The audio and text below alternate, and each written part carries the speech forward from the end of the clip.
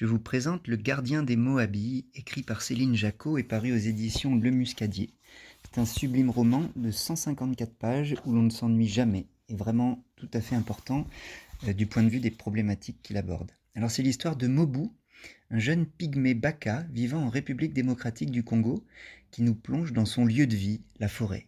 Mobu vient d'une lignée de chasseurs et il connaît la forêt comme sa poche. Même les terrifiantes fourmis légionnaires ne lui font pas peur. Mais voilà qu'un jour, le peuple de la forêt reçoit l'ordre de déménager dans des huttes en béton, loin de chez eux. C'est que le gouvernement a vendu leurs parcelles à des exploitants forestiers. Mobu décide d'agir en demandant de l'aide et en faisant preuve d'une immense malice. Mais cela suffira-t-il à sauver sa forêt et sa tribu ? Donc je vous propose une lecture. À cet endroit du roman, les Pygmées, qui sont aidés par Christian et Jeanne, deux membres d'une ONG amie, eh bien, tout ce petit monde s'est réuni autour du chef après l'annonce terrible. De plus, la veille, la tribu a capturé de magnifiques papillons dorés au cœur de la forêt, à un endroit qui n'existera bientôt plus. Et Mobu a essayé de déposer ces papillons capturés à un autre endroit qui sera préservé, lui, mais malheureusement, les papillons sont tous morts dès le soir même. Le chef parle alors. « Ces papillons sont comme nous. Si on les change d'environnement, alors ils meurent, dit le vieux maître chasseur à la petite assemblée assise autour de lui. Les femmes, les hommes et les enfants du campement, personne ne manquait à l'appel. Même Jeanne et Christian étaient là. Tous écoutaient le vieil homme. Seul Mobu, que rien ne consolait, sanglotait dans un coin. Sa mère le cajolait, et son père, raide de tristesse, avait le regard ailleurs.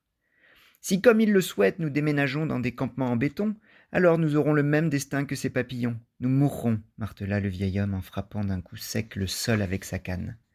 C'est contraire à notre façon de vivre, poursuivit-il. Où est l'héritage de nos anciens ? Qu'allons-nous transmettre à nos enfants ? Nous sommes le peuple de la forêt, ne l'oubliez pas, ne l'oubliez jamais. Un frisson parcourut l'assistance. Personne n'osait parler ou bouger. Les oiseaux, les petits rongeurs, les singes, les insectes, tous les êtres vivants de cette belle forêt semblaient s'être tus. Alors j'ai conçu un dossier pédagogique pour les éditions du Muscadier. De nombreuses compétences sont travaillées, comme je vous ai dit, et c'est un roman qui est très riche. Et le dossier comprend un livret d'explorateurs pour se familiariser avec la faune et la flore dont il est question dans l'œuvre, donc ça prend la forme d'un imagier. Il y a aussi une partie dédiée au lexique difficile, une espèce de boîte à outils lexicale pour comprendre les mots compliqués. Et enfin, un carnet d'ethnologue qui permettra aux élèves de garder trace des particularités culturelles, on va dire, du peuple congolais en général, pygmée en particulier, rencontrées pendant les diverses lectures. Il y a aussi de nombreuses autres activités qui sont à chaque fois clé en main, le matériel est fourni. Et une évaluation qui vient clore la séquence. J'ai aussi conçu un jeu de loi pour aborder cette question environnementale qui est très prégnante dans l'ouvrage.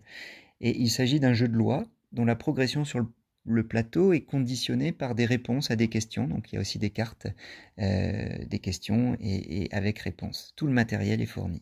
Je vous souhaite une bonne lecture et un bon jeu. Like a bird on a tree,